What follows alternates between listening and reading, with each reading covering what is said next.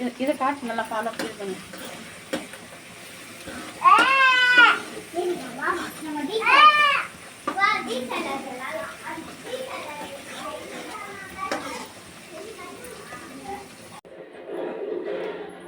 Hi friends, இங்கே பாருங்கள், இன்றைக்கி நான் உருண்டை குழம்பு வைக்க போகிறேன். எங்கள் வீட்டில் நான் வெங்காய தக்காளி வதக்கி புளி கரைச்சி ஊற்றி காரம் உப்பு காரம்லாம் போட்டுட்டேன்.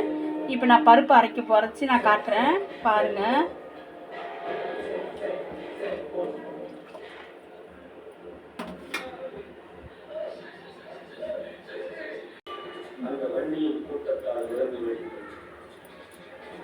ஹாய் ஃப்ரெண்ட்ஸ், இங்கே பாருங்கள்,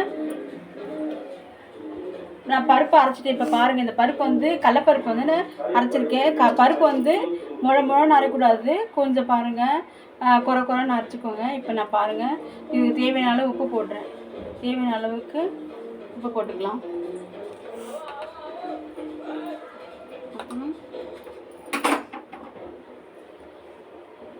அப்படியே தேங்காய் இருந்தால் 2 பேருக்கு தேங்காய் போட்டுக்கோங்க, சூப்பராக இருக்கும். நான் தேங்காய் போட்டுக்கிறேன். தேங்காய் வந்து மிக்சியில் அரைச்சிருக்கேன், மிக்சியில் அரைச்சி தான் போட்டுக்கலாம். அப்புறம் கட் பண்ணி வச்சுருக்கேன் வெங்காயம் பாருங்கள், கட் பண்ணி வச்சுருக்கேன். வெங்காயம், பச்சை மிளகா பொடியாக கட் பண்ணியிருக்கேன். அப்புறம் கருவேப்பிலை கட் பண்ணியிருக்கேன். இது நான் இதில் சேர்த்துக்கிறேன்.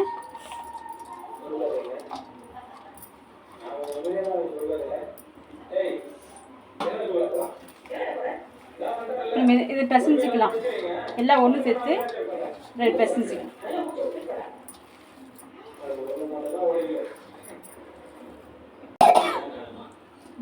பாருங்க, நான் உருண்டை போட போகிறேன். உருண்டை வந்து பெருசாக போட்டுக்கலாம், சின்னதாக நம்மளுக்கு இஷ்டம், நம்ம விருப்பம் பண்ணி நம்ம போட்டுக்கலாம். இப்போ நான் குழம்பு கொதிக்குது. இப்போ குழம்பு கொதிக்குது பாருங்கள். நான் இப்போ உருண்டை போட போகிறேன்.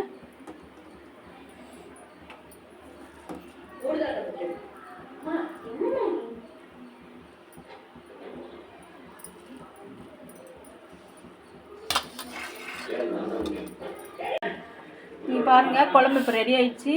நீங்கள் பாருங்கள், உருண்டை குழம்பு ரெடி. வாங்க எல்லோரும் எங்கள் வீட்டுக்கு சாப்பிட்லாம். உருண்டை குழம்பு வேணுன்ற எங்கள் வீட்டுக்கு வாங்க.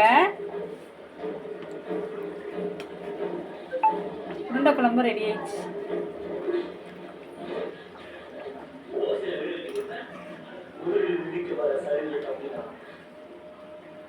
பாருங்கள் ஃப்ரெண்ட்ஸ், உருண்டை குழம்பு